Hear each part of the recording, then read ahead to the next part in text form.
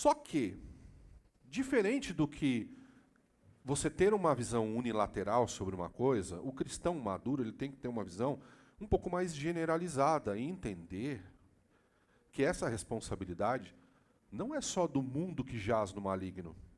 E que isso muitas vezes está acontecendo pelo forte julgamento que as próprias instituições religiosas impuseram sobre os seus membros e sobre as pessoas.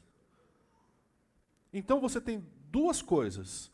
Um lado que deveria pregar e exercer, e essa palavra também é muito complicada, né? Porque ela é muito usada de forma pejorativa, exercer o amor, e o amor não é concordar com você com tudo que você quer. Ninguém disse que isso é amor. Isso não é amor de Deus. Amor de Deus está muito bem descrito em 1 Coríntios 13.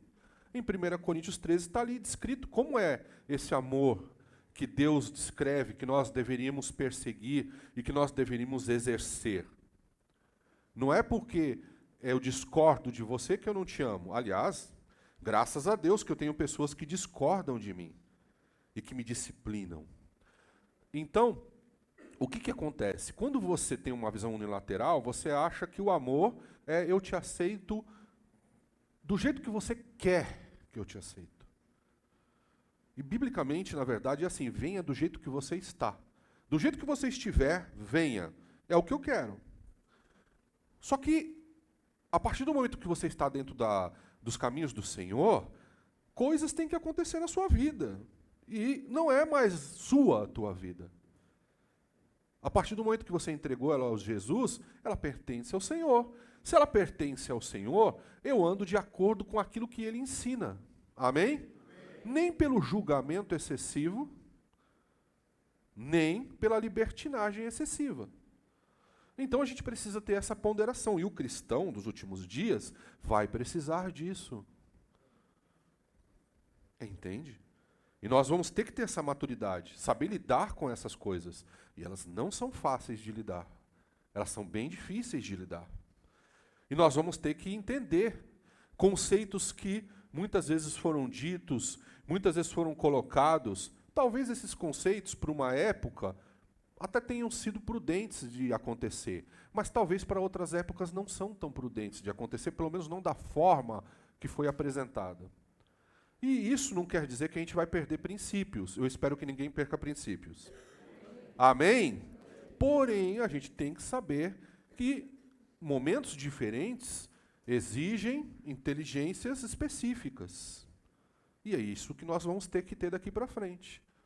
E nós vamos precisar compreender mais a Bíblia, extrair aquilo que ela nos oferece de princípio e aplicar de uma forma a não... como eu posso dizer isso? A não exercer uma autoridade no sentido de escravidão sobre uma vida. Mas de uma forma que aquela vida entenda que o amor de Deus é expresso, obviamente, por carinho, por acolhimento, mas muitas vezes é expresso também por disciplina e exortação. Amém? Porém, a disciplina e a exortação tem que vir acompanhada com palavras como? De sabedoria, com palavras que são de mansidão. Se exerce educação com palavras de mansidão. Amém? E nós precisamos ter tudo isso dentro de um cristão que está amadurecendo, que está chegando nesse lugar. Então você vai ver uma igreja gigantesca, mas de verdade com poucos convertidos. Esse é o grande problema. E nós vamos ter que tomar cuidado com isso. Então a gente vem falando sobre os evangelhos. Por que os evangelhos? Né? Porque o evangelho é a palavra de Cristo. O próprio Jesus dizendo qual é o modelo de pessoas, né, ou a forma que Deus disse para ele, ó, vai lá dar a vida por elas e mostra para essas pessoas a forma que eles têm que viver. Para que eles possam entender que o ser humano pode viver dessa forma. Amém? Então vamos lá. Marcos capítulo 3. Marcos, discípulo de Pedro, que andou com Paulo e que escreveu esse evangelho. Lembra da semana passada quem estava aqui ou quem escutou, quem ouviu de maneira online? Jesus estava passando pelos impasses dele, levaram uma pessoa que tinha limitações físicas para que ele pudesse acabar com essas limitações físicas. E aí, ele, antes de acabar com as limitações físicas dessa pessoa, ele disse, seus pecados estão perdoados. E aí ele estava sendo sempre julgado pelos fariseus, pelos mestres da lei, como ele já estava habitualmente acostumado, e ele disse, o que é mais fácil dizer? Para perdoar os pecados ou para que ela não tenha mais limitações físicas? Aí ele diz, para que vocês entendam que eu tenho autoridade, eu vou tirar as limitações físicas dela. Porém, essa pergunta, ela é muito interessante. Porque o que é mais fácil? Você curar alguém que está com problemas ou perdoar aquele que te machucou? Tem gente que carrega mágoas a vida inteira. Que aquela pessoa nunca mais acabou. Ela não consegue liberar perdão. Ela até pode falar, mas dentro dela esse perdão não aconteceu. E a gente precisa compreender que liberar perdão é muito mais difícil do que efetivamente liberar cura. Mas perdão não é uma cura? Sim. É uma cura, mas é muito mais complicada. A cura física, de certa forma, ela é muito mais fácil do que a cura emocional. Muito. Então, Jesus estava mostrando aquilo para aquelas pessoas, porque eles estavam preocupados em quem? Estabelecer religião. Vou estabelecer religião. É o que eu estava dizendo para as pessoas hoje pela manhã aqui no estudo bíblico para quem veio. A Bíblia é um livro inspirado por Deus. Amém? Porém, tudo que Deus falou está na Bíblia? Sim ou não? Sim ou não? Não. A palavra de Deus continua viva e atuante. Mas a Bíblia é o nosso, é a palavra que nos guia. Dentro dela estão todos os princípios que eu preciso. Então, quando eu começo, tem dois perigos, né? E eu estava falando pela manhã isso. Dois perigos. Quando eu escuto muito Deus, e eu acho que esse Deus não está na Bíblia, está muito fora, eu começo a ficar doido. Até porque mais da metade das vezes que você escuta Deus, na verdade você não está escutando Deus, está escutando o seu coração. E você está se conduzindo.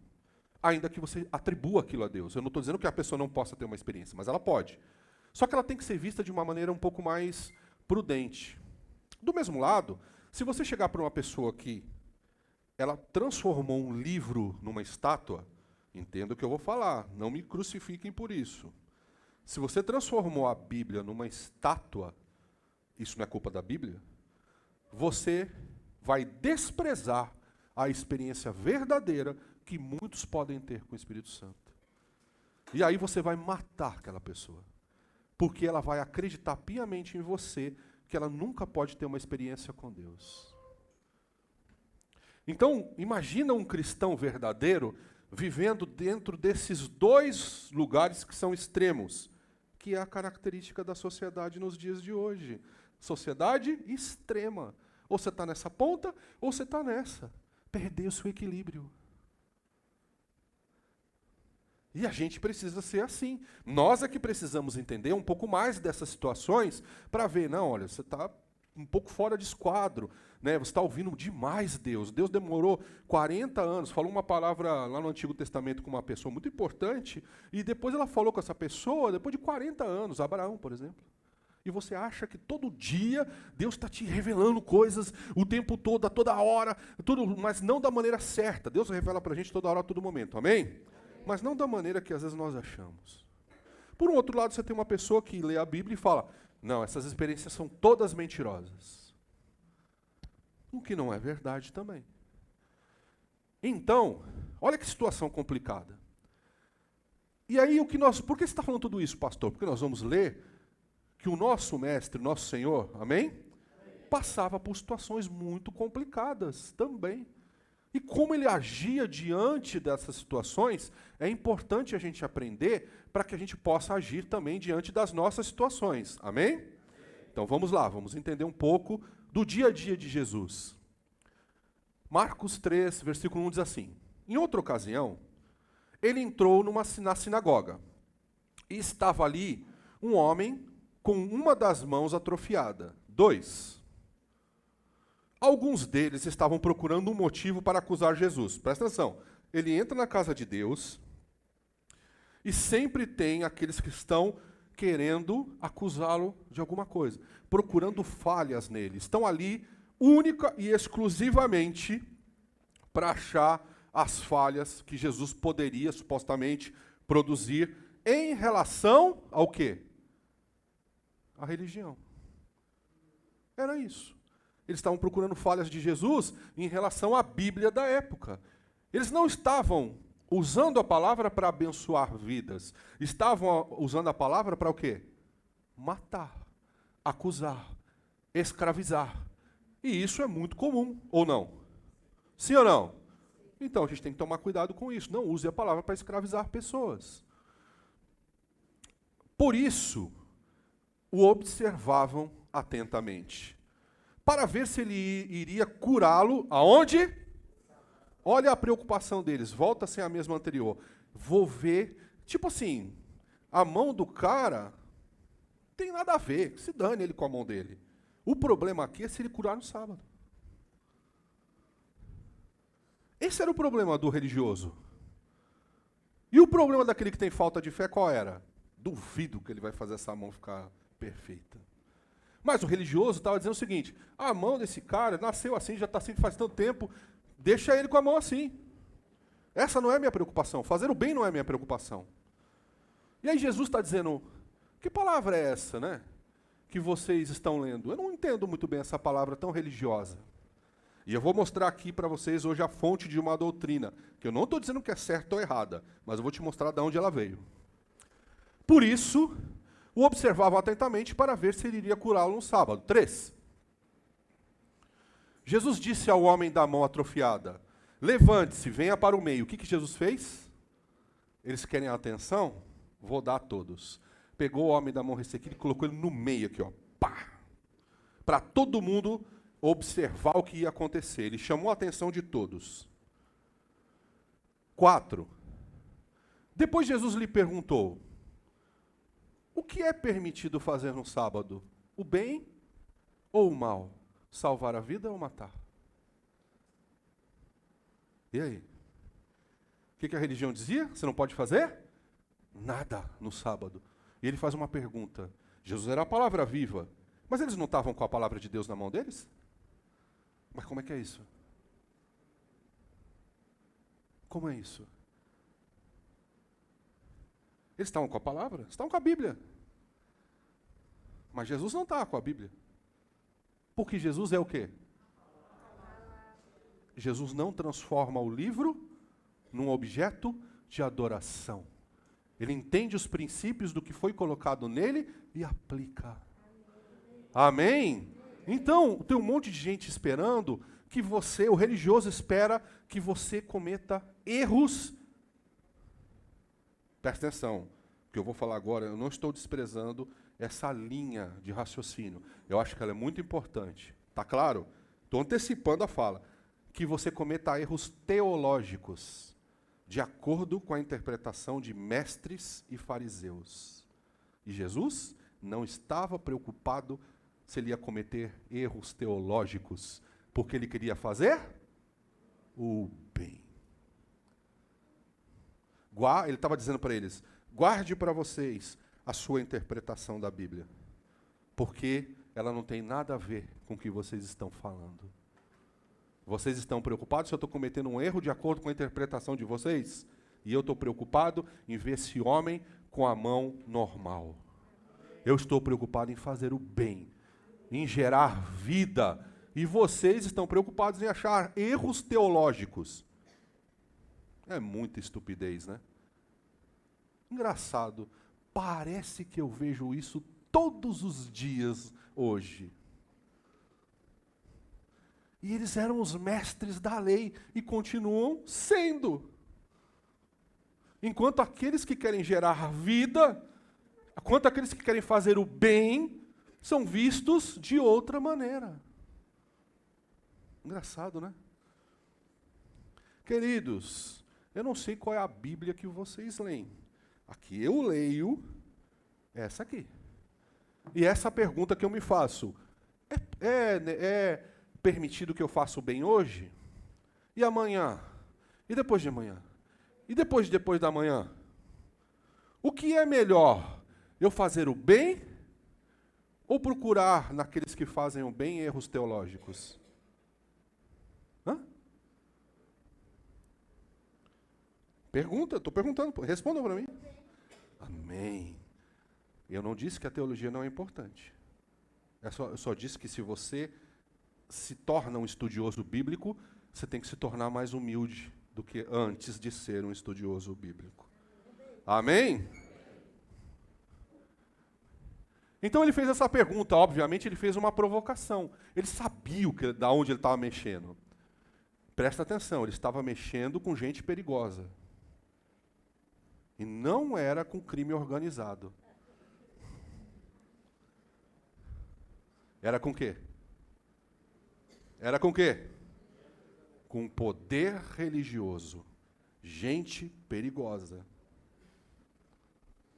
Mas eles permaneceram covardes. 5. Irado. Jesus se ira. Mas não? Então você pode se irar? Pode, mas não pode bater no irmãozinho. Amém? Amém? A ira é um problema seu. E te aconselho ao que a Bíblia diz. Não deixa passar de um dia. A ira é assim, fiquei bravo, 5 minutos eu já estou tranquilo. Todo mundo aqui já foi criança? Sim ou não? Quem levanta a mão aqui, quem já foi criança? O extraterrestre. Quem é um extraterrestre? Né? Mas extraterrestre também é criança, não sei, não conheço muitos deles. Né? Aqui são todos que eu conheço, amém? Então, a criança era o seguinte, você era criança e tinha outra criança ali. Aí tinha seu pai, seus pais e os pais da outra, amém? As duas crianças quebravam o pau. E em 5 minutos, e os pais? Nunca mais se falam pro resto da vida. Isso é uma das questões quando Jesus diz, vem a mim como uma criança. Porque uma criança, ela se ira. Mas em 5 minutos, a ira acabou. Mas vocês guardam a mágoa. E levam isso anos e anos, se matando. Então, o que Deus está dizendo aqui é assim, ira, não tem problema, todo mundo tem o direito de ficar irado. Porém, tem que passar rápido. Grande erro de casal. Eles acham que a ira, eles têm que resolver entre eles. Essa é a maior tolice que eu já vi na face da terra. Amigo, se eu estou bravo com a minha esposa, ela comigo, desde quando nós vamos nos acertar? Se a gente for brigar, irado. Não vamos chegar num acordo agora. Eu estou morrendo de raiva dela, ela morrendo de raiva de mim. Não vai ter acordo, vai aumentar a briga. Amém? Sim ou não? Aí o que acontece? Ela tem que tratar a ira dela lá, eu tratar a minha ira aqui. No dia seguinte, quando todo mundo estiver mais calmo, tranquilo, a gente senta e conversa. Faz sentido? É isso que é lidar com a ira. É você lidar com a sua própria ira. E Jesus era muito rápido nisso. Então olha o que ele faz. Naquele momento do silêncio, subiu o sangue de Jesus. Aí ele olhou para os que estavam à sua volta e aí já mudou. A ira virou tristeza. A ira veio, o sangue subiu e aí ele respirou. E olhou para quem estava à volta dele. É isso que está acontecendo aqui. Ele olhou para quem estava à volta dele e ao invés da ira tomar conta, a tristeza tomou conta. Por quê? Caramba, essas pessoas leem a palavra de Deus todos os dias e elas não conseguem compreender que eu vim aqui para dar vida e para fazer o bem. E elas estão procurando me matar. Que falta de conhecimento é essa? Que esses que se dizem filhos de Deus, representantes de Deus, filhos de Deus não, nessa época eu não podia falar isso, servos de Deus, por que eles agem assim? Veio a tristeza no coração de Jesus. Entristecido por causa do coração, ele se colocou e falou, eu me entristeço por esses corações duros, que acham que são os doutores da lei, quando na verdade não compreendem nem o básico dela. E eu me entristeço por isso. Porque essas pessoas, muito provavelmente, no final, vão chegar diante de mim e eu vou dizer para elas: eu não conheço vocês. Então Jesus se entristece quando o nosso coração se endurece. Olha, dá até uma música, né? Quem sabe fazer música, o Jesus é meio de criança essa música, né? Poesia é muito fraca, né? Jesus se entristece quando o nosso coração endurece. É música para criança. Coração endurecido deles. Disse ao homem, caramba, ele está falando, ficou triste, estenda a tua mão. Ele a estendeu e o quê? Pronto, fiz o bem. O que eu tinha que fazer, eu fiz. 6, no sábado. Então, os fariseus saíram, é óbvio, e começaram ao quê? Com quem? Quem eram os herodianos? Era um partido político ligado a Herodes. Está claro para vocês? Existiam 3 partidos, basicamente: fariseus, saduceus e herodianos. Só que os herodianos, obviamente, seguiam o seu líder, que era Herodes. E eles tinham o quê? O que eles tinham? Poder. Eles tinham poder. Aí o fariseu saiu dali e falou: preciso de alguém que tenha condições de matar Jesus. Eu não posso. Preciso procurar alguém que possa fazer isso. E aí eles conspiraram com os herodianos. Sabe aquele negócio? O inimigo do meu inimigo é meu amigo? É isso aí. O inimigo do meu inimigo é meu amigo. Nunca se deram. Mas para aquela intenção de matar Jesus, se tornaram amigos. E era o que estava acontecendo aqui. E aí eles começaram a conspirar contra Jesus. Sobre como? Precisamos pegar esse cara nos erros dele. E a gente precisa de um artifício para matá-lo, porque ele não respeita a religião. Deixa eu contar uma história. Não sei se todos participaram dessa história. Eu participei dessa história. Quando, há alguns anos, existiam o quê? Existiam igrejas, não só evangélicas, com tradições fortíssimas.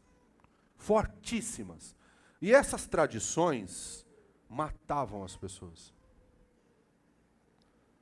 Porque elas impunham religião.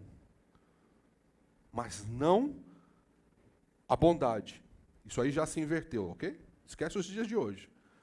E a grande questão da igreja naquele momento era mostrar para essa religião muito pesada que eles não estavam convertendo e fazendo com que pessoas fizessem o bem, mas fazendo com que pessoas não entendessem a palavra e se tornassem julgadores de outros. Entenderam? Isso era muito difícil. Muito difícil. E era o que estava acontecendo naquela época. Então, toda a resistência para que isso não acontecesse novamente, quando você tem uma sociedade polarizada, ela volta a acontecer. Então, tudo aquilo que, entre aspas, se ganhou, se perdeu. Mas por que se perdeu? Porque aquele que fazia esse movimento se perdeu junto. Então, por isso que esse entendimento bíblico, ele é constante na vida de um ser humano, e ele tem que observar que aquilo que era feito naquele momento não pode mais ser feito agora, porque não faz mais sentido. Daquele jeito, não. Tem que ser de uma outra forma. A Bíblia te ensina isso. E Jesus estava num momento muito complicado, porque ele sabia que estava metendo a mão no vespeiro, e ele sabia que eles iam conspirar para matá-lo. Porém, todos eles estavam fazendo o quê? O que eles estavam fazendo? Cumprindo os planos, porque quem estava controlando a situação? Jesus. Porque Jesus tinha uma coisa. O que ele tinha? Conhecimento dos planos de Deus. Ele sabia o que Deus queria e o que ele tinha que fazer. Você sabe o que Deus quer? Não? Se você não sabe, como é que você sabe o que tem que fazer? Para que você saiba o que você tem que fazer, você tem que saber o que Deus quer. Qual é o caminho para Deus? Ele é o caminho? Então, se você sabe o que Ele quer, você sabe o que você deve fazer. Entendeu porque se começa a ler a Bíblia pelos Evangelhos? Amém? É esse mais ou menos a ideia. 7. Jesus retirou-se com os seus discípulos para o mar. E uma grande multidão vinda da Galiléia o seguia, o que era muito comum também. 8. Quando ouviram a respeito de tudo o que ele estava fazendo, muitas pessoas procedentes da Judéia, de Jerusalém, da Idumeia, das regiões do outro lado do Jordão e dos arredores de Tiro e de Sidom foram atrás dele. Qual era o motivo? Porque queriam ouvir a palavra que ele tinha. Queriam que ele satisfizesse as suas necessidades. Porque você vai atrás de alguém, na maior parte das vezes, porque você acredita, agora eu vou falar do outro lado, porque você acredita que essa pessoa possa satisfazer as suas. Aí o conhecimento aumentou, a medicina evoluiu, você aprendeu que a maior parte das vezes que você está doente é melhor ir para o médico. Amém? Mas o ser humano não perdeu o princípio de querer que alguém satisfaça as necessidades dele. Por isso, ele vai correr para quem? Para o falso profeta. Porque esse, aí é o lado contrário da religião. Esse promete satisfazer as suas maiores necessidades. Que é? Dinheiro, querido. Aí hoje você não procura muito Jesus para te curar. Por quê? Porque você sabe que a maior parte das doenças ali, a não ser que seja extrema doença, a maior parte das doenças ali, você toma um remédio e está curado. E que a maior parte dos demônios são curados lá com a Claudinha e com outros psicólogos no consultório de mentira? Verdade, ou no psiquiatra. Deixa eu te dar um negócio que vai expulsar o demônio. Toma esse remedinho aqui. Expulsa o demônio da sua vida. É ou não é? Mas ninguém conseguiu resolver um problema. Como é que você fica rico em 2 dias? E Jesus não vai resolver esse problema. Mas os falsos profetas vão te prometer isso. E aí, ó, manada pro falso profeta. Presta atenção. Satanás só faz uma coisa. Ele copia aquilo que Deus fez. O modelo está estabelecido. O comportamento está definido. Basta que eu crie a situação para que esse povo que procurava Jesus procure a mim. Só que é você, cristão verdadeiro, que tem que discernir essas coisas. Amém? E aí o que você vai falar para o irmão que está fazendo isso? Irmão, presta atenção. Não é isso? Não existe esse negócio. Tirando a questão dos números da loteria, que de repente você pode jogar e ganhar, de uma outra forma, você tem que trabalhar bastante. E você tem que subir degrau por degrau. E toma cuidado para você não escorregar no meio do caminho, fazer dívida e quebrar. Tem um jeito de você ficar muito bem. Qual é? Qual é o milagre? Trabalhar. E certo. Trabalhar errado também não faz você prosperar. Duro ouvir isso, né? Porque Jesus já não libera grana para mim, pô. 9. Por causa da multidão, ele disse aos discípulos que lhe preparassem um pequeno barco. Para evitar o quê? Ele estava dizendo assim, deixa eu explicar para vocês em palavras reais. Não, mas arruma um barco que eu não aguento mais esse pessoal me espremendo. Não dou conta não. Esse monte de gente aí, eu não consigo respirar. Me arruma um lugar onde eu posso ficar um pouco distante deles. Entendeu? É isso que ele estava dizendo. Tá claro isso para todos? Nem Jesus gostava de uma multidão em cima dele. Obrigado, Senhor. 10. Pois ele havia curado, mas não a todos. Ele havia curado a muitos, mas não a todos. Por que ele não cria todos? Por que ele não cura todo mundo? Porque se já não está dando conta de 8 bilhões, se ele curar todo mundo, como é que faz? Vai ser o primeiro planeta a afundar no universo. Sair fora da órbita. Pelo quê? Pelo peso. 15 bilhões de pessoas no mesmo lugar. Não dá conta. Ou dá? Dá conta ou não? Sim ou não? E se tivesse 30 bilhões? Como é que vocês sabem? Como é que você sabe que a Terra dá conta de 30 bilhões de pessoas? Estamos falando da Terra, né? Significa dizer o seguinte, que se houver necessidade de algum ajuste, Deus dará. Amém? Não necessariamente na Terra, mas Ele pode arrumar outro espaço para a gente ocupar. Amém? E não também necessariamente na Terra, se for o caso. O que vale ele chegou lá no começo, por que você está falando sobre isso, pastor? Porque quando ele chegou lá no começo, ele falou o quê? Toma. Faz o quê? Administra. Quem deveria responder se cabe 30 bilhões de pessoas na Terra? Somos nós. Porque ele deu para a gente administrar. Quem deveria responder isso? Não que ele não saiba. Somos nós. Então, não apague a ciência com a religião, de modo a se tornar um tolo diante das pessoas desse mundo. Por favor. Você é coerente. Amém? A religião também transforma os cristãos em tolos. Porque a gente precisa ter uma coerência.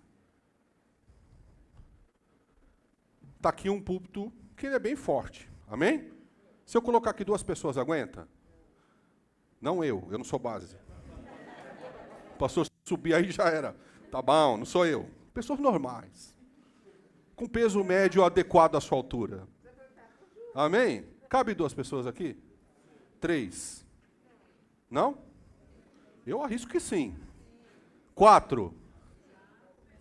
Júnior, aguenta 4 aqui? Aguenta 3? Por que eu perguntei para ele? Perguntei para ele saber. E se eu colocar aqui 30 pessoas? E por que na Terra cabem 30 bilhões?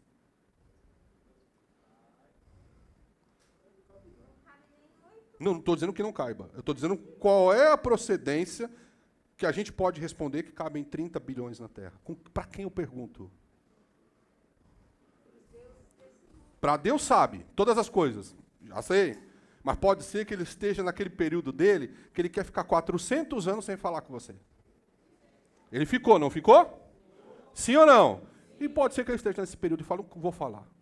Vou ficar quieto por 1 minuto. Significa 400 anos. Puxa vida, não dá. 400 anos não é 1 minuto. Para você não, para mim é. Por quê? Porque eu mando no tempo. Para você é 400 anos, para mim é 1 minuto. Ele criou o tempo. Amém? E aí você pergunta para quem? Para quem? Para quem controla mantimentos, para quem controla o que nós vamos fazer? Nós vamos matar metade da população. Essa é a ideia do diabo. Essa é a ideia do diabo. Vamos matar metade da população, ou mais da metade da população, porque daí os que ficarem vão ficar muito bem. Resolvemos o problema. É assim que o diabo resolve problemas. Ele elimina aqueles que não servem para ele. E como Jesus resolve problemas? Hã? Como Jesus resolve problemas? Ele não curou todo mundo, hein? Como Jesus resolve problemas? Nunca pensou nisso, né? Eu já. Eu sei que alguém vai ter que morrer um dia. Todo mundo tem que morrer um dia, enquanto ele não voltar. Então começa a pensar na Bíblia de uma maneira um pouco mais coerente com a palavra de Deus. Tem que ter um meio termo aí. E quem não vai resolver esse meio termo? Eu. Quem vai resolver? Ele. Como? Se eu seguir os princípios que ele me ensina. Amém? Aí tudo vai dar certo. Seja com 30 bilhões, com 7, com 2, com 15. Ele entende e ele estabeleceu princípios para que a gente pudesse segui-lo. E ele diz assim: a natureza anseia pela manifestação dos verdadeiros filhos de Deus. Aqueles que vão saber, a natureza está dizendo assim, aqueles que vão saber o que tem que ser feito comigo. Se eu não posso ter tanta gente assim na Terra, pressupondo isso, qual seria uma boa forma disso não acontecer?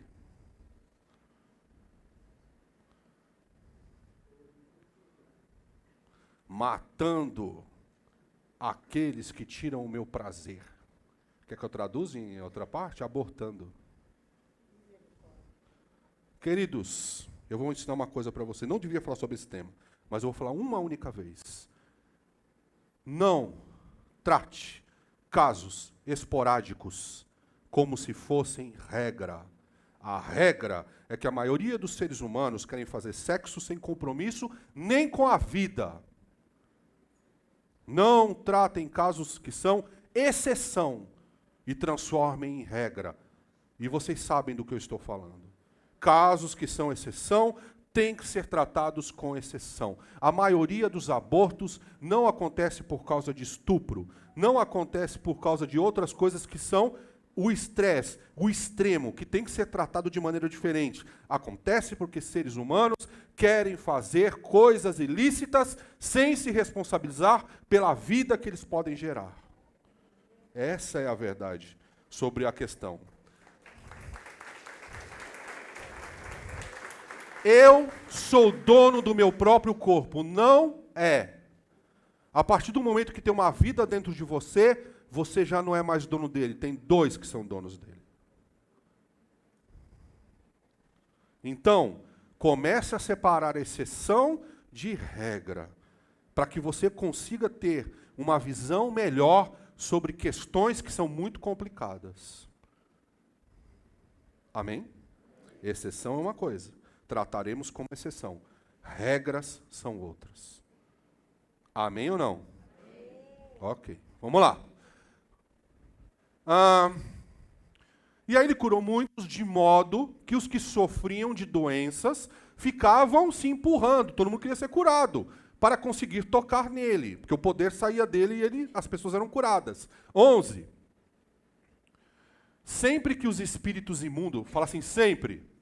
Fala sempre. Olha o comportamento de um espírito imundo que se comporta biblicamente. Ele só não se comporta biblicamente porque nós criamos doutrinas que não existem.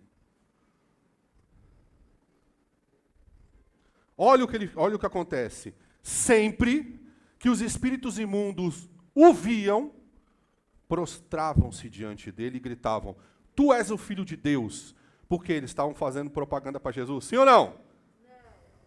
Por que eles falavam isso? Pergunta. Qual foi o pecado que a religião atribuiu a Jesus? Para que ele pudesse ser crucificado? Não. Ponto. Ele foi crucificado porque ele falou que era o Filho de Deus. Pensa que Satanás é trouxa? Pensa que ele estava falando isso para fazer propaganda de Jesus positiva? Ele já sabia o que poderia condenar o Senhor. Vocês não estão lidando com um ser que é bobo. Além de tudo, na maior parte das vezes, ele é invisível. Mas os conceitos dele estão espalhados no mundo inteiro. Como você sabe disso? O mundo? Vamos lá. 12. Mas ele, Jesus, lhes dava o quê? Severas. Quando eles falaram, você é o Filho de Deus, Jesus sabia que era o Filho de Deus. Jesus falava, vocês não vão me pegar, não. A vocês eu dou ordem, vocês obedecem. Ser humano não obedece, não, mas vocês obedecem. E ele dava ordens severas, para que não... por que não expulsou? Porque ele deu ordem para eles não falarem quem ele era. Hã? Vamos lá. Exatamente, não sei quem falou. Porque não era a hora dele morrer ainda. Não era a hora dele ser crucificado. Se ele antecipasse fatos, os planos de Deus não seriam concluídos da forma que deveriam ser concluídos. Amém? Então ele está dizendo, agora vocês ficam quietos. Lá mais para frente vocês até podem falar. 13. Jesus subiu a um monte e chamou a si aqueles que ele quis. Fala o que ele quis. Jesus tem liberdade para escolher quem ele quer? Sim ou não? Tem certeza? Ele era o que nesse mundo? Homem. E ele precisava montar a equipe dele. E ele chamou quem ele queria. Os quais vieram para junto dele. 14. Escolheu 12 de todos que foram. Designando-os, isso aqui, ó, designando os apóstolos, não tem em todas as traduções, tá ok? Algumas traduções param ali. Escolheu 12 e passa para outra parte. Para que tivessem com ele e os enviasse ao quê? 15. E tivessem o quê? Para... Por que Jesus daria autoridade para alguém se demônio não existe?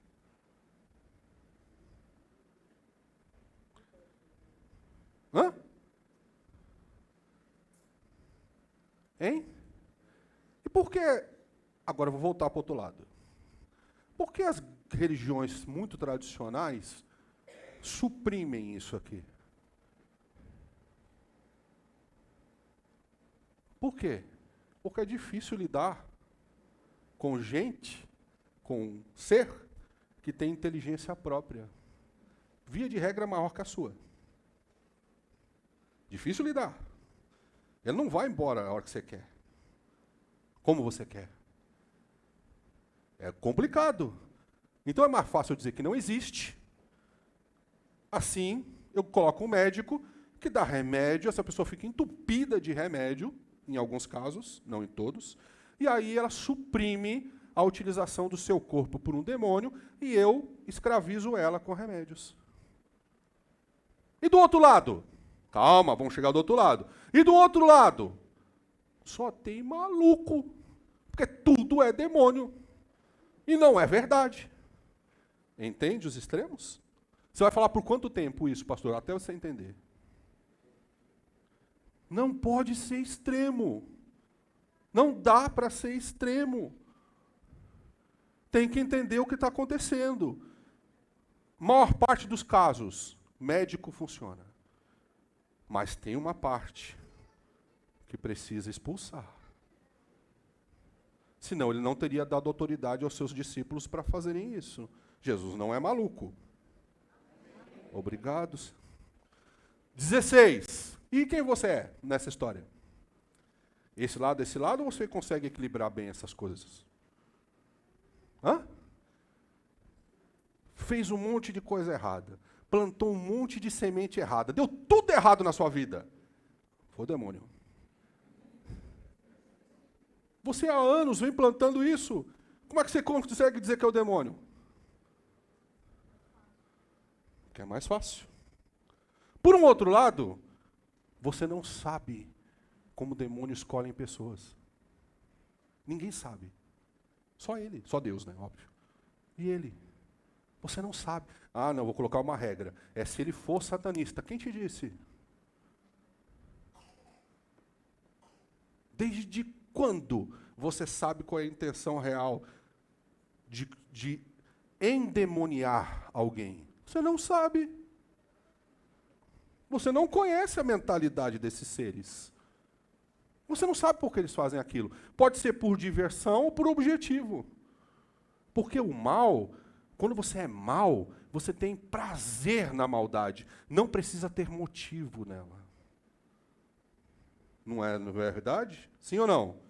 E quando você é bom, você tem prazer em ser bom. Não precisa de motivos para ser bom. Eu não preciso que você seja meu amigo para eu ser bom com você. Era isso que Jesus disse, ame os seus. Ame os seus.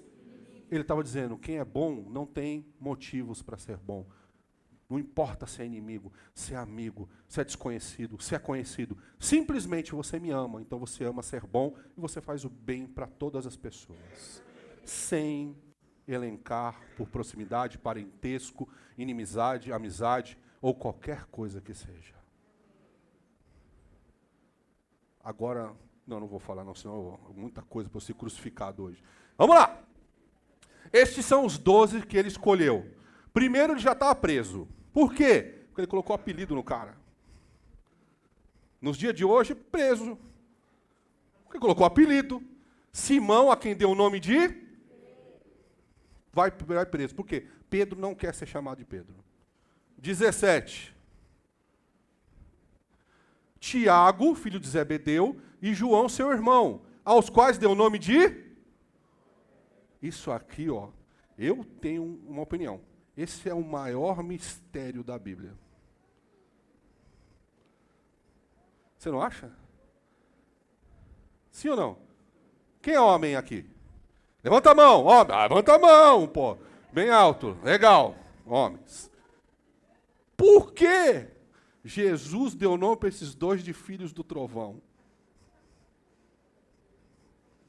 No meio de um monte de homens? Pode ter muitos significados isso aqui. Você nunca pensou nisso, né? Mas é verdade. Quem é homem? Só nós sabemos o que acontece numa reunião masculina. E ele disse assim, eu estou brincando, quer dizer, não sei. Boanerges, filhos do trovão, ou seja, vai preso de novo. Porque você expôs eles. 18. André, Felipe, Bartolomeu. Os outros ele não deu apelido, por quê? Porque ele era mais íntimo dos 3 primeiros. Quem eram os 3 primeiros? Volta lá. Volta lá. Volta lá, 16. Simão, que era? 17. Tiago e... Está claro para vocês o grau de intimidade que Jesus já tinha com essas 3 pessoas? E por isso ele teve a liberdade de colocar um apelido na vida deles? Sim ou não? Mas Deus mudava de nome rotineiramente, é verdade. Mas aqui nesse caso, é claro, categórico, que ele fez isso porque ele tinha uma intimidade maior. Como é que você sabe? Porque eu li a Bíblia. E sempre quem estava com ele? Todos. Mas quem estava mais sempre perto dele? Pedro e... Ponto.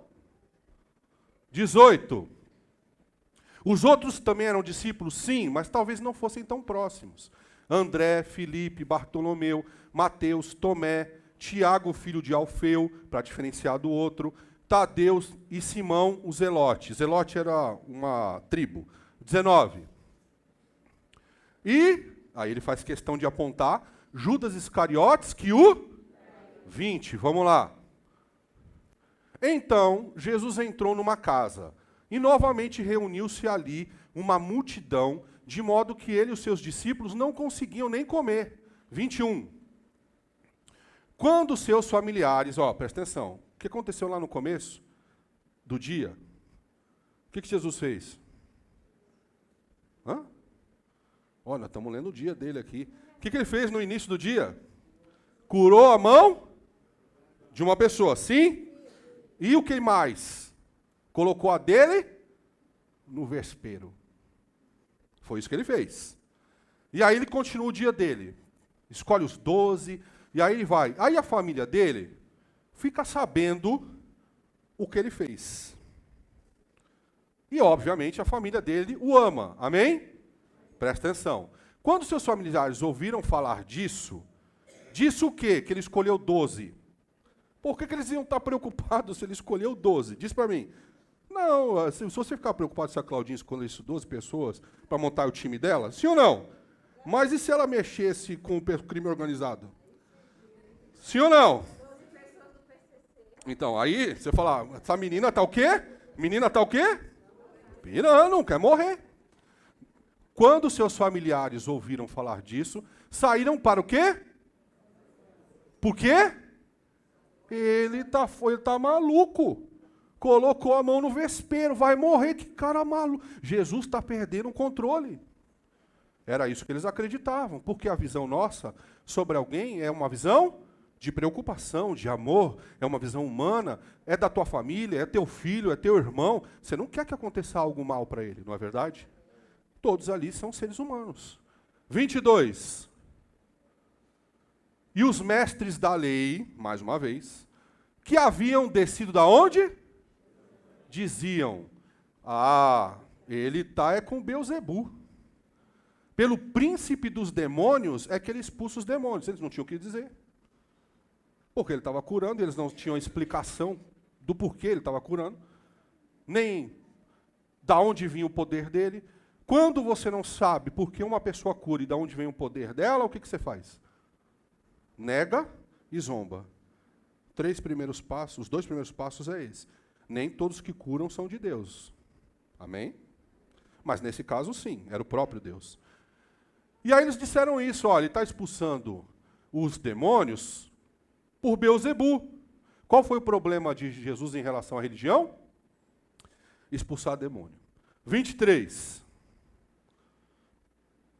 Então Jesus os chamou e lhes disse por quê? Como pode Satanás expulsar Satanás? Que sentido? Ele está dizendo assim para eles, mas que loucura é essa que vocês estão falando? Que sentido faz o que vocês estão dizendo? Vocês querem me acusar de alguma coisa? Pelo menos sejam mais inteligentes. 24. Se um reino, aí ele explica por quê, né? Se um reino estiver dividido contra si mesmo, ele vai cair. Tem uma estratégia, pessoal. Nós vamos conquistar toda a Cotia. Pastor, amém, glória a Deus. Só que para isso, para ter um impacto bom, nós temos que matar metade da igreja. Beleza, vamos? Sim ou não? Sim ou não? Por quê? Primeiro que eu já eliminei minha força. Metade da minha força já foi. O que ele estava dizendo aqui para ele era o seguinte, presta atenção, por que, se eu fosse do diabo, de Beelzebu, seja lá o nome do demônio que você queira dar, por que eu mataria o parceiro? Por que eu expulsaria o parceiro que tem força para me ajudar? Por que eu faria isso? Mas que ideia é essa que vocês têm na cabeça? É isso que ele estava dizendo. 25, por parábolas. Aí ele diz, se uma casa estiver dividida contra si mesma, também não poderá. Se você tem guerra contra os teus filhos, contra os teus cônjuges, vocês vão cair. 26. E no trabalho, se você estiver em guerra contra a sua liderança, contra os teus funcionários, vocês vão cair. E na igreja, mesma coisa. E na vida, a mesma coisa. E se Satanás se opuser a si mesmo e estiver dividido, não poderá subsistir. Chegou o seu? Ele falou, Satanás nunca pensaria nessa coisa tão idiota que vocês pensaram. Na verdade, agora ele deve estar rindo. Tudo o que ele queria é que Jesus tivesse aceitado ele. Sim ou não? Eu acho que, quando o ser humano falou isso, Satanás falou, quem dera ele tivesse jogado daqui de cima. Quem dera ele tivesse aceitado o meu convite de eu dar tanto dinheiro para ele e colocar ele sobre todos os reinos. Quem dera. Nem o dinheiro comprou ele. 27. De fato, ninguém pode entrar na casa do homem forte e levar dali os seus bens, sem que antes o... Ponto. Está aqui nossa doutrina formada. Essa é a nossa doutrina. Da onde você tirou a ideia de que tinha que amarrar um demônio? Está aqui. Funciona ou não? Não estou questionando. Só estou te dizendo que foi daqui que essa ideia foi tirada. Só que Jesus estava falando por? E eu construí uma doutrina inteira em cima de uma parábola. Que eu posso ou não ter entendido direito. O que os demônios faziam quando chegavam perto de Jesus? Qual era o natural procedimento de um demônio? Mas Jesus disse aos seus discípulos, vocês têm autoridade para... Mas ele disse para amarrá-los? Eu não disse que está errado. Eu só estou dizendo de onde veio a doutrina. Está claro? A doutrina veio daqui. Pode ser que ela funcione ou não. Mas esta não é a questão no dia de hoje. Eu estou mostrando que nós criamos doutrinas. E muitas vezes não quer dizer que elas estejam certas ou erradas. Nós temos que pensar um pouco sobre essa situação. Jesus dá autoridade para expulsar demônios, os demônios existem, não em tanta quantidade, eles têm maior quantidade, mas não em tanta possessão como nós acreditamos, a grande maioria é porque tem problemas emocionais, mas sim existe uma parte que está endemoniada, tudo isso existe. Tudo isso existe. Mas não quer dizer que esta doutrina criada está correta, nem que ela está errada. Eu só estou mostrando para vocês como as doutrinas aparecem. Só então poderá, ou seja, para que eu possa roubar a casa de um demônio, eu preciso amarrá-lo. O que Jesus estava dizendo aqui?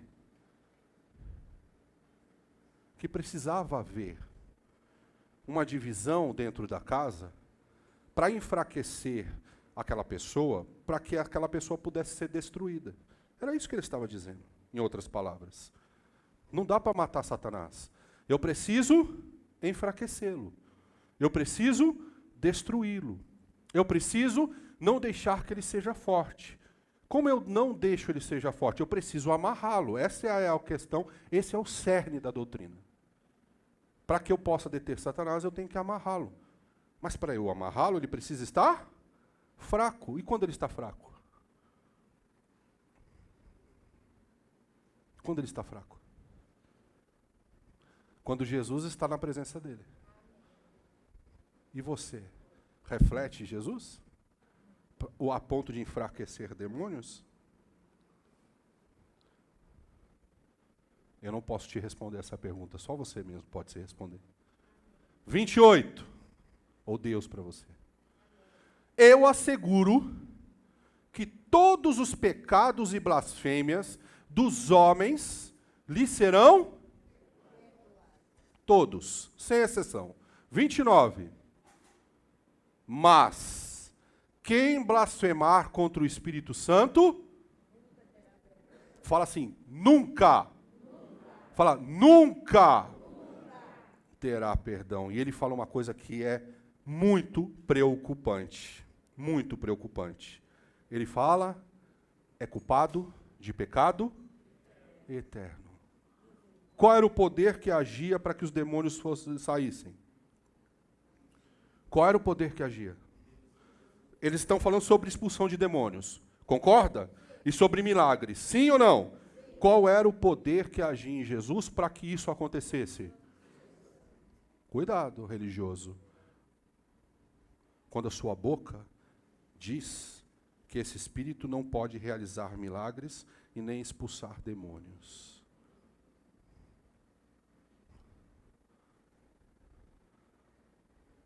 Pode dizer, tem um monte de maluco no mundo. Concordo. Porém, o Espírito Santo existe, opera em nós, continua a fazer milagres e continua a expulsar demônios. Basta que o seu instrumento seja lúcido. Amém? Sim ou não? Ok? Equilíbrio em tudo. Amém?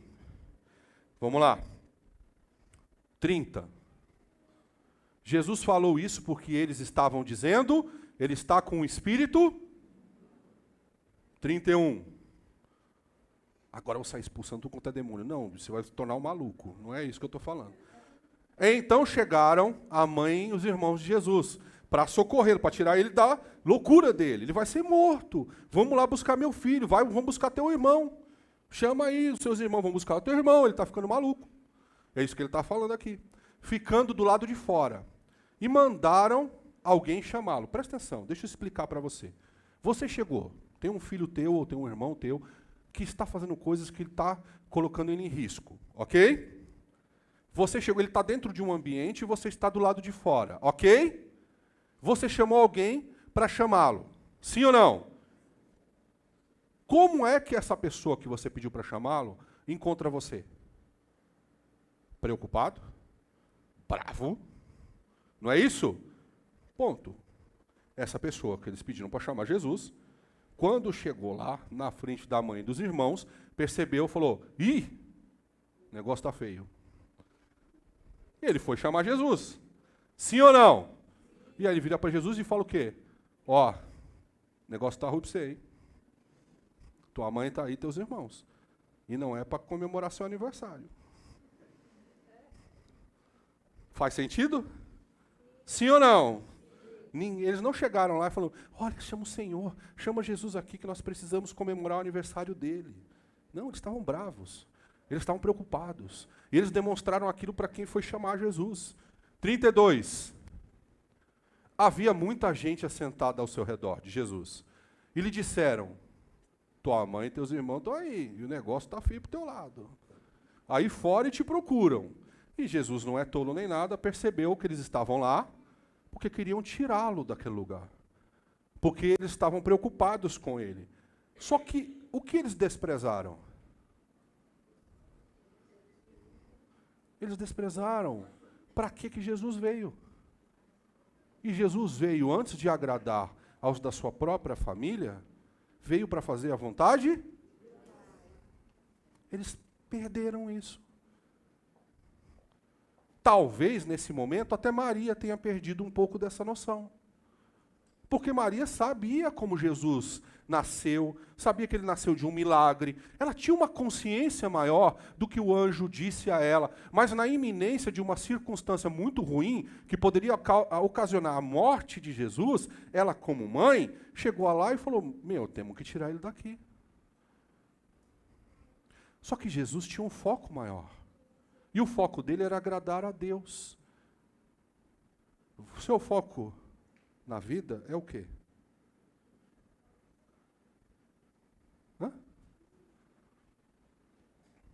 Vou sair por aí falando para os meus pais, você não é meu pai, você não é minha mãe. Não, querido, você não está passando por essa situação. Não é verdade? Só se você passar por uma situação muito similar a essa, e você tiver muita correspondência, correlação com essa história, que você pode dizer para a pessoa, olha, você está atrapalhando aquilo que eu vim fazer, que é pregar a palavra. Eu estou aqui para agradar ao Senhor. Quando você tem que fazer isso, não é para tua mãe e para o teu pai. É quando o teu amiguinho te chama para usar drogas. É quando o teu amiguinho te chama para encher a cara. É quando você é convidado para fazer coisas que são erradas. É nessa hora que você diz, você não é meu amigo. E se teu pai te chamar para fazer coisa errada? Você não é meu pai. Você está ofendendo teu pai. Eu sei. Mas naquele momento ele estava te chamando para alguma coisa que estava infringindo os planos de Deus maiores sobre a tua vida. O problema do crente é que ele acha que ele tem que drenar toda a raiva dele para a família dele. E não é verdade. Isso aqui é uma ocasião muito especial, muito pontual das coisas que estão acontecendo. Quando você diz para alguém que está atrapalhando, é alguém que está sempre querendo envenenar você contra outra pessoa, está sempre querendo mostrar coisas que não existem, está te tornando um religioso, está te tornando um maluco, um falso profeta, está te fazendo um maluco. Para essas pessoas, você diz, olha, com respeito, não como Jesus fez aqui. Você faz assim, olha, querido, eu entendo você, mas eu vou ficar daqui mesmo. Tá bom ficar por aqui. Entenderam? Sim ou não? E Jesus sabia. Mas Jesus já tinha passado também tanta coisa nesse dia, né? Havia muita gente assentada e lhe disseram, ó, tua mãe e teus irmãos estão aí te procurando. 33. Aí ele faz uma pergunta. Ele percebe o porquê eles estavam lá. E ele faz uma pergunta. Quem é minha mãe e quem são meus irmãos? Ele estava dizendo, se você está comigo, se você está junto comigo, se você é minha mãe, se você é meu irmão de verdade, se nós estamos juntos, você não deveria querer me tirar dos planos de Deus. Ninguém que quer tirar você dos planos de Deus é tua mãe ou teu irmão. Não é. Por mais legal que seja, e eu não estou dizendo para você ofender essa pessoa. Eu estou dizendo para você permanecer nos caminhos de Deus. Amém? Porque depois não adianta chorar e falar que você foi. Ah, não, porque não sei o que lá, porque... Não adianta. Não adianta. E aí ele pergunta isso, né? Quem é minha mãe e quem são meus irmãos? 34. E aí ele dá a resposta. Então olhou para todo mundo que estava ouvindo ele ao seu redor e disse: esses aqui são a minha mãe, são os meus irmãos, de verdade. Porque eles estão aqui ouvindo meus ensinamentos. Eles não estão interessados em me tirar do plano de Deus para a minha vida. Então eles estão comigo. Agora a mãe de Jesus esteve com ele para o resto da vida dele. Inclusive na cruz do Calvário. Sim ou não? Então isso é um momento pontual. Por favor, gente. Jesus não era agressivo com a sua mãe.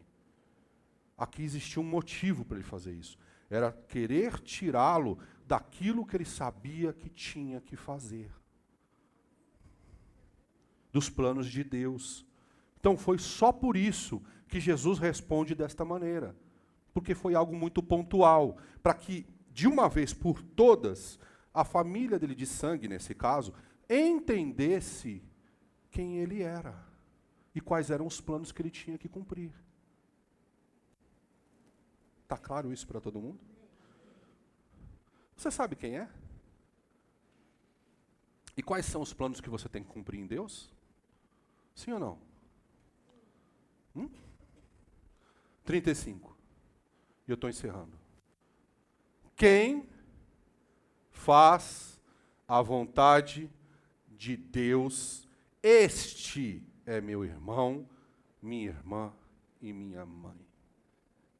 Jesus deixou claro quem para ele eram os verdadeiros ou as verdadeiras pessoas que estariam junto com ele. Ninguém que queira me tirar do foco de Deus é meu irmão, minha mãe ou minha irmã. Ninguém. Só tem um problema. O foco de Deus não é o que você estabelece, é o que a Bíblia diz. Tá claro? Não, eles estão querendo me tirar do foco de Deus. Mas segundo quem? Não, Deus me mandou... Eu já ouvi isso, hein? Deus me mandou para tal lugar. Tem certeza? E você está querendo me tirar do foco de Deus. Tem certeza? Se você um dia chegar aqui em cima, sentar comigo e disser, o Senhor falou isso para mim, acabou. Eu não te aconselho, não faço mais nada. Eu oro por você. Por quê? Porque se Deus falou com você, para que você precisa me ouvir? Nem deveria me procurar. Por que você está me procurando se Deus falou com você? Quem sou eu para atrapalhar os planos de Deus na vida de alguém? Me livre disso. Sim ou não? Se você não tiver muita chance ou muita certeza disso, é melhor você consultar os universitários. Porque pode ser que o Deus seja o seu próprio coração enganoso. Esse é o grande problema aqui. Eu tenho uma impressão que Jesus não tinha essa dúvida. E que o que ele estava falando era certeza. Amém? Tudo isso, eu quero te mostrar uma coisa. Quando você lê a palavra, você tem que começar a ler debaixo da vontade do Espírito Santo, do entendimento dele. Tem que parar de ler a palavra de forma partidária. Ah, eu sou desse lado, eu sou desse lado. Homens de Deus são partidários a Deus. Só. E em relação aos irmãos, são partidários à paz. A fazer o bem. E a fazer a vontade de Deus. Amém? Então, assim, para de ler a Bíblia com partidarismo. Começa a ler a palavra de Deus de verdade, pensando no que Jesus quer que você faça. Eu escutei uma coisa ontem do bispo Robinson, ele estava na minha casa, que a pastora, ele está pregando isso hoje lá, e que eu gostei bastante. Deus, Jesus, não veio aqui para te ensinar a ser comandante de nações. Ele veio aqui para te ensinar a ser servo das pessoas. O grande problema do cristão atual é que ele tem interesses pessoais maiores do que Deus quer fazer com a vida dele. O que Deus quer fazer com você é transformar você num servo. E os servos são mansos, humildes, pessoas que geralmente escutam mais, que se entregam mais e que, via de regra, não querem nada em troca, a não ser o próprio Deus. Então Jesus veio aqui para te transformar num servo, e não para estabelecer e fazer as vontades que você quer que sejam estabelecidas e feitas. Amém? Fique em pé no seu lugar. Tudo isso, só para falar isso, pastor, você viu que trabalho? Você viu que trabalham só para falar que Jesus vai transformar a gente em servo, eu tive que falar sobre um capítulo inteiro. Imagina Jesus, eu só tive que falar, ele teve que andar debaixo do sol, subir no monte, ir para o mar, ser apertado, família querendo pegar ele. Olha por tudo que ele passou, eu só tive que falar o que ele disse. Feche os teus olhos. E eu queria que você tivesse um pensamento nessa manhã. Quem é você diante do Senhor? Você é aquele que, a todo momento, com grande facilidade, é tirado dos caminhos de Deus? Você é aquele que se esforça para tirar alguém dos caminhos de Deus? Você pode ser chamado de mãe, irmã e irmão de Jesus? Não fala, só pensa. Você pode ser chamado? Você está ali para escutá-lo, para aprender com ele? Porque todos, nesta ocasião que ele chamou, todos estavam sentados ouvindo o que ele tinha a dizer. Quem é você? Diante de todas as outras circunstâncias, de fazer o bem a todo momento, você tem exercido isso? Diante de doutrinas, você tem tido equilíbrio para saber o que de fato é mundo espiritual, o que é mundo natural, o que são sementes humanas? Você tem tido equilíbrio como homem e mulher de Deus para poder direcionar uma pessoa, aconselhar uma pessoa, orar por uma pessoa, de modo que essa pessoa possa ou ser liberta, ou ser transformada no seu interior para entender que os caminhos que ela tomou fizeram com que ela acreditasse que haviam demônios aonde não existiam. O ser espiritual discerne essas coisas, mas não para dizer que ele é muito bom, para ajudar outros. Amém? Amém? Minha mão, sua mão, pode ser colocada dentro de uma cumbuca de vespeiro, com grandes riscos, mas para isso tem que ter um propósito, que é o propósito do reino de Deus, amém? Por que você está me dizendo isso, pastor? Porque se eu estiver nos caminhos de Jesus, colocar minha mão no vespeiro e for morto, eu já estou livre da morte.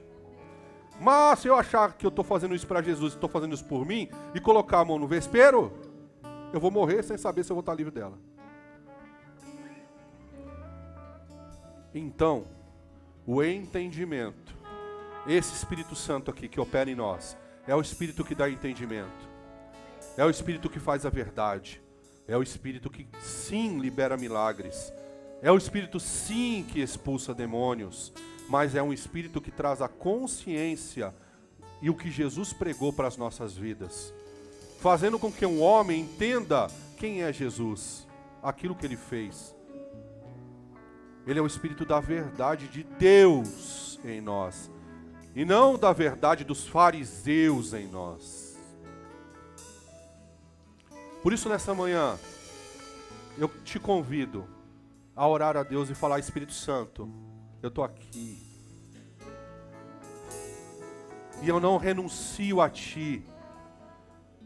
E assim como eu me entreguei a Jesus, eu estou entregue a Ti, para que o Senhor possa operar na minha vida da sua maneira, da tua forma, com o teu entendimento. Tu és o poder que age em mim, mas não para que eu seja, ou para que eu tenha vanglória, mas para que outras pessoas possam estar diante de Ti. Eu não vim aqui para ser o general do exército, mas para ser o maior servo que Deus pode ter. E sabe, Pai, para ser muito sincero com o Senhor, eu estou muito longe disso. Por isso eu te peço perdão. Espírito Santo, a Tua palavra diz que todos os pecados são perdoados a mim, menos aqueles que alguém comete contra o Senhor. E eu estou aqui para te dizer eu não estou aqui para cometer pecado contra ti. Na minha vida, o Senhor tem liberdade total para operar, me fazendo entender a palavra, me fazendo entender a verdade de Deus que é Jesus, e me conduzindo para que eu possa alcançar a estatura do varão perfeito. Amém? Eu não sei onde está a pastora, mas eu quero chamar a pastora Euraci aqui. E o pastor Eriveldo também. Se você quer esse Espírito operando através da sua vida, se você quer que alguém te diga, olha, o Espírito Santo está em você, não para que você tenha momentos de insanidade, não que Ele não possa te dar dons, mas não para que você tenha momentos de insanidade, mas para que Ele possa operar de verdade em você, eu quero te chamar aqui à frente. Os pastores vão conduzir esse momento de encerrar, esse momento daqui por diante, os pastores vão conduzir. Vem aqui à frente você que quer isso. A pastora chegou também, vem aqui, chamei os pastores aqui. Amém, Eri? Amém, pastora?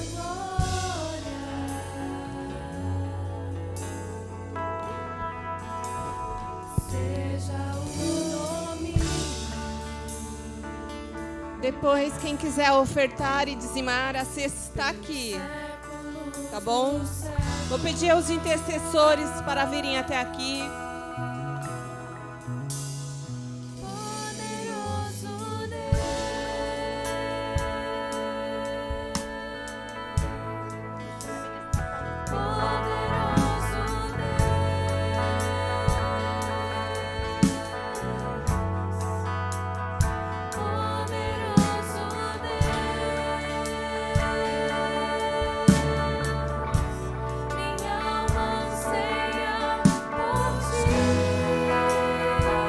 Deus é poderoso o tempo todo, em nome de Jesus. Debaixo dessa palavra, nós vamos ungir a cada um de vocês, para que nessa busca pela intimidade com a presença de Deus, através do Espírito Santo de Deus, você possa encontrar em nome de Jesus o lugar perfeito, a Shekinah do Senhor, o centro, o equilíbrio, a paz que só na presença de Deus você alcança. Em nome de Jesus, receba a presença do Espírito de Deus. Receba a presença.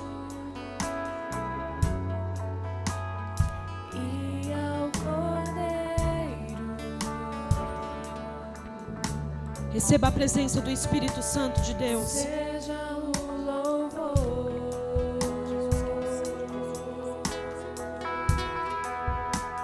seja a honra. Santo és. Você que está no seu lugar, permaneça adorando conosco. Seja a glória,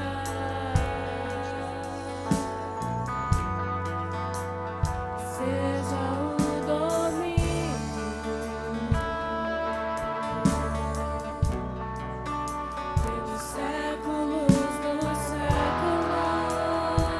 Nosso Deus é poderoso.